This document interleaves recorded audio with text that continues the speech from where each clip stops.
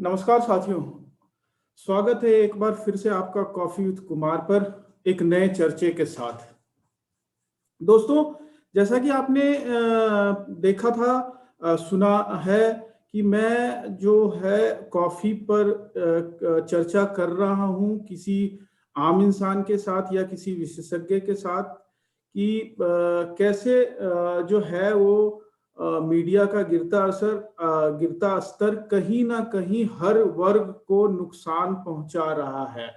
और मैं इस चैनल के माध्यम से उन अ, हर वर्ग के आवाज को मैं सरकार और सरकार की एजेंसियों तक पहुंचाना चाहता हूं और मेरे चैनल का यही मकसद रहा है। तो उसी क्रम को बढ़ाते हुए आज मेरे साथ कॉफी पर चर्चा के लिए हैं मिस्टर पंकज सक्सेना।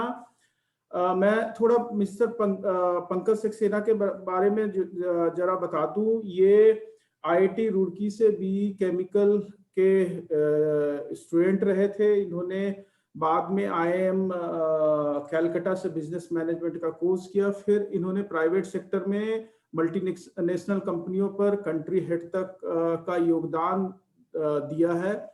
उसके बाद इन्होंने अपनी एक सामाजिक दायित्व को समझते हुए अपना व्यवसाय शुरू किया। ये हम और आप जैसे एक आम इंसान ही थे, बट इन्होंने एक अपनी जिम्मेदारी समझते हुए एक अपनी व्यवसाय शुरू करी थी। फ्लाइंग नाम की इनकी कंपनी है जो कॉरपोरेट और स्कूल वेयर के लिए यूनिफॉर्म्स बनाती है। तो आज इन्होंने अपना समय निकालकर मेरे साथ कॉफी पर चर्चा करने के लिए ये आए हैं। तो चर्चा शुरू करने से पहले मैं थोड़ा बता दूं, क्योंकि आपको जानना पड़ेगा कि ये एमएसएमई सेक्टर से इनका सरोकार रहा है। ये वही सेक्टर है जहां 63 मिलियन एमएसएमई है और जो 45% जो है टोटल इंडस्ट्रियल आउटपुट का योगदान देती है।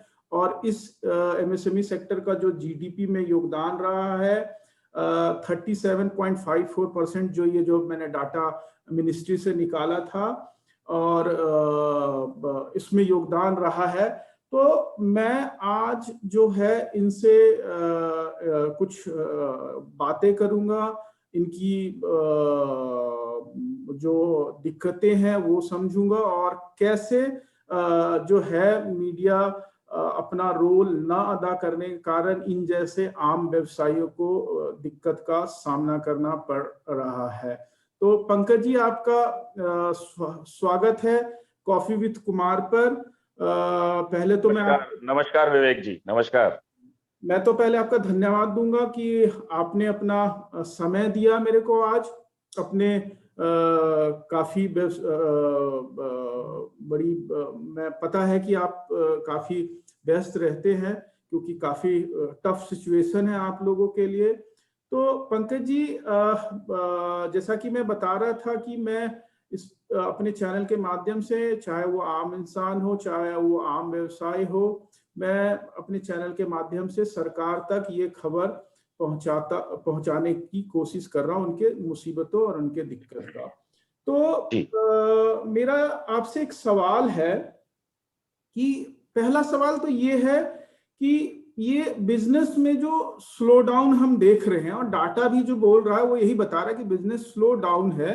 तो पहला सवाल है कि ये बिजनेस में स्लो डाउन कब से आया और पिछले 6-7 साल में आपने व्यवसायिक गतिविधियों में क्या बदलाव देखा है?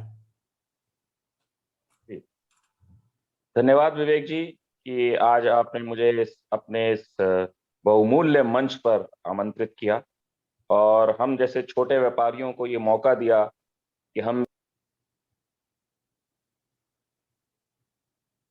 म्यूट, माफ कीजिएगा। हाँ। तो मैं आपका बहुत बहुत धन्यवाद देना चाहता हूं कि आज आपने हमें ये मंच दिया है कि हम भी कुछ अपनी दिक्कतों को, अपनी प्रॉब्लम्स को आपके सबके सामने, एक आम जनता के सामने रख सकें और अपनी आवाज एक मंच पे बुलंद कर सकें। तो जो जैसा कि आपने कहा कि ये मंदी तो विवेक जी मेरी समझ से 2016 में ही शुरू हो गई थी, जब नोटबंदी शुरू हुई। जी हाँ। अच्छा। नोटबंदी से क्या हुआ विवेक जी कि बहुत सारा कैश बाजार से निकल गया, अच्छा। और जो छोटा व्यापारी है, हम्म। छोटा व्यापारी जो है, छोटी छोटी दुकानें जिनकी हैं, हम्म।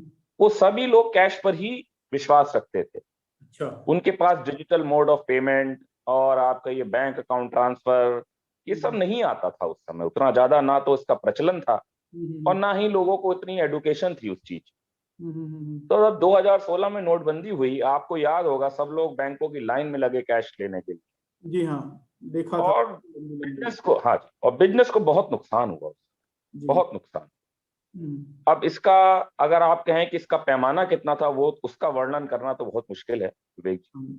लेकिन हाँ, ये जरूर है कि एक छोटे व्यापारी को मैं इतना जरूर कह सकता हूं कि अगर व्यापारी 100 रुपए का बिजनेस कर रहा था उस समय, तो 2016 में ही उसका वो बिजनेस 70 पे आ गया, मतलब 30% मतलब का 30। लगभग, लगभग।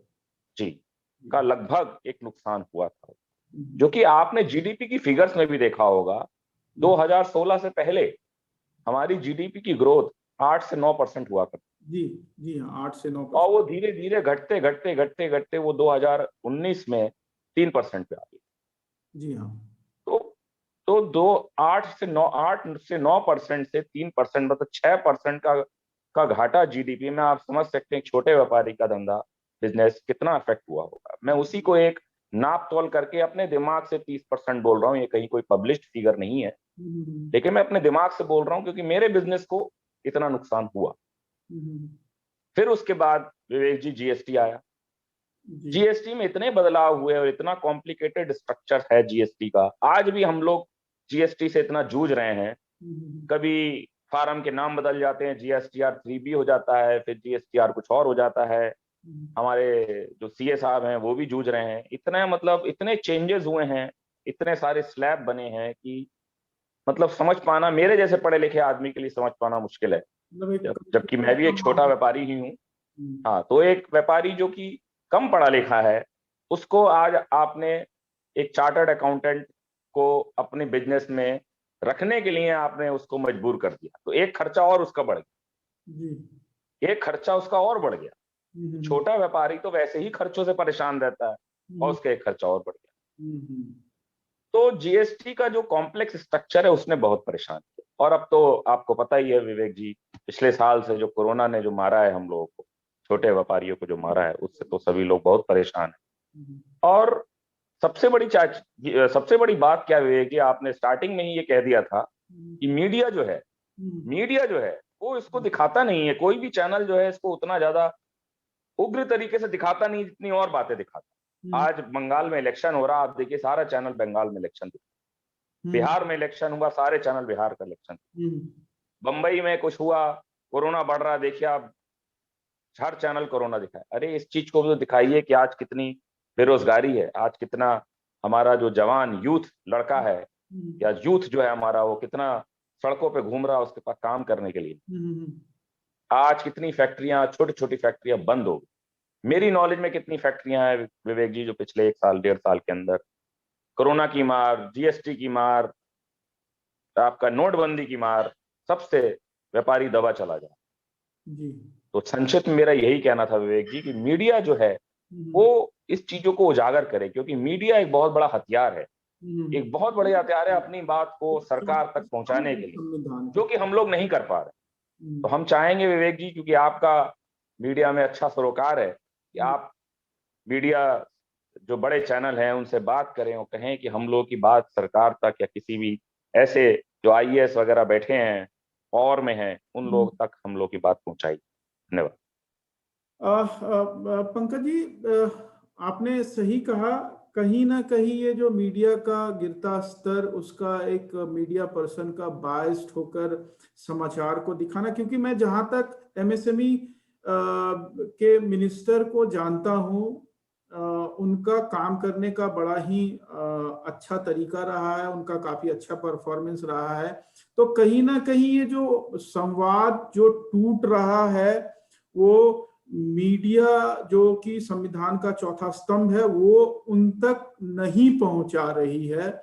तो मैं वही जानना चाहूंगा कि मैं जो मीडिया जो काम नहीं कर पा रही है, तो मैंने निश्चय लिया है कि मैं अपने चैनल के माध्यम से ये आवाज मिनिस्टर साहब तक जरूर पहुंचाऊंगा, क्योंकि मैं इस मिनिस्टर साहब को मैं जानता हूं, ये काफी प्रोएक्टिव होकर ये काम करते हैं।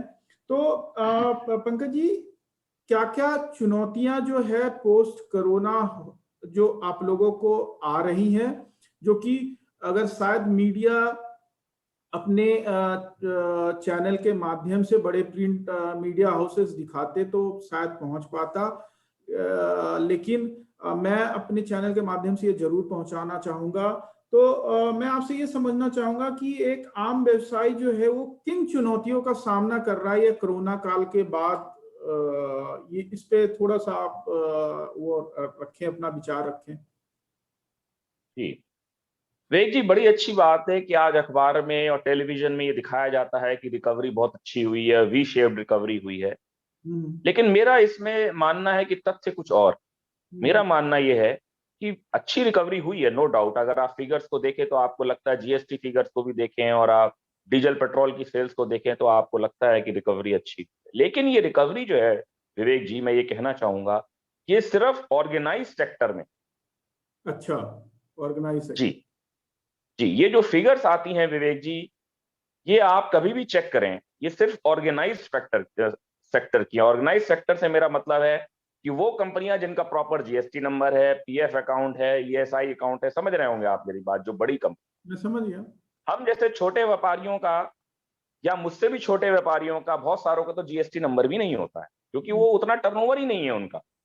जो जीएसटी के नॉर्म्स है उसके हिसाब से उतना टर्नओवर भी नहीं है उनका, बहुत छोटा काम, राइट। तो वो लोग नहीं उठ पा रहे ये कोरोना की मार, और उनका कहीं गिनती भी नहीं आती, क्योंकि हमारे जैसी छोटी कंपनियों का ना तो कहीं नाम आता है और ना ही हमारे जैसी छोटी कंपनियों का जीएसटी में कोई बहुत बड़ा योगदान है, छोटा सा योगदान है।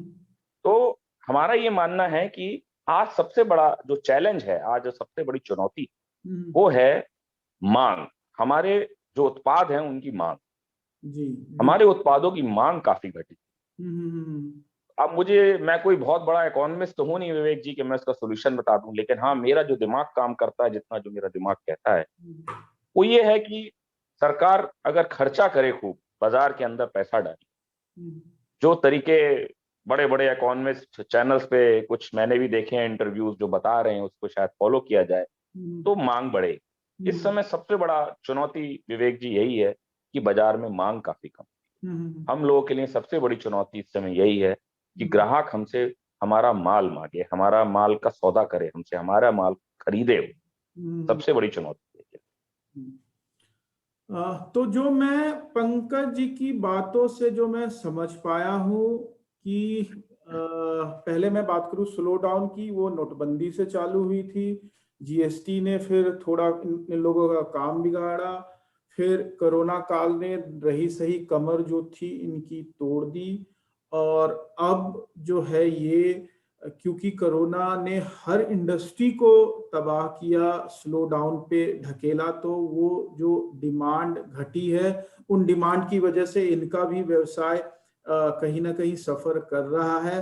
तो मैं अपने इस चैनल के माध्यम से सरकार से यही कहना चाहूंगा कि कोई ऐसी पॉलिसी और या कुछ ऐसा वो गाइडलाइन लेकर के आए जैसे जिनसे इन जैसे व्यवसाय के लिए एक डिमांड जो है वो आ सके और ये फिर से जो है अपने पुराने समय पर वापस आए। और देखिए, कहीं ना कहीं ये व्यवसाय जो बिजनेसमैन है, ये जो कि काफी बड़ा योगदान देते हैं हिंदुस्तान के जीडीपी में, इनफॉर्मल सेक्टर के इनफॉर्मल सेक्टर में होने के बावजूद भी, और कहीं ना कहीं ये हिंदुस्तान के तरक्की में अपना योगदान दे रहे हैं।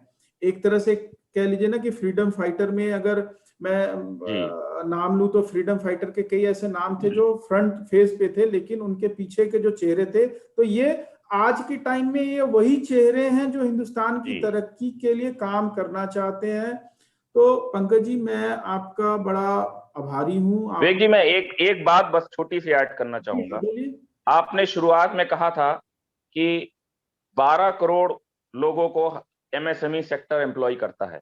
जी हाँ। हमारे भारतवासी 12 करोड़ लोग एमएसएमई सेक्टर में एम्प्लॉयड हैं। इसका मतलब है एक परिवार में अगर मैं 5 लोगों का एवरेज लूं जी हाँ। तो 60 करोड़ लोगों को इस देश के एमएसएमई सेक्टर जो है वो काम प्रदान करता है।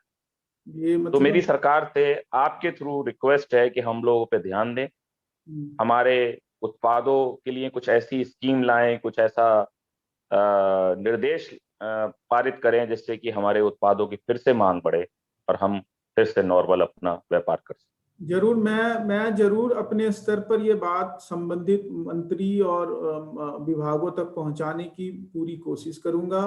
और इसी के साथ मैं पंकज जी का मैं धन्यवाद देता हूं। और जाते जाते एक संदेश जो मैं अपने इस चैनल के माध्यम से देना चाहता हूं कि कोरोना दबे पांव वापस आ रहा है, और ये कहीं ना कहीं फिर आम इंसान या आम आदमी को ही ज्यादा नुकसान पहुंचाएगा। तो कृपया करके मास्क लगाएं, सामाजिक दूरी बनाए रखें, और अपने आस पड़ोस में भी लोगों को सचेत रहने के लिए आगाह करें। पंकज जी, आपका धन्यवाद। इसी के साथ मैं आज का प्रोग्राम यही समाप्त करता हूं। शुभ रात्रि, ध्यान रखिएगा। धन्यवाद। धन्यवाद विवेक जी, धन्यवाद।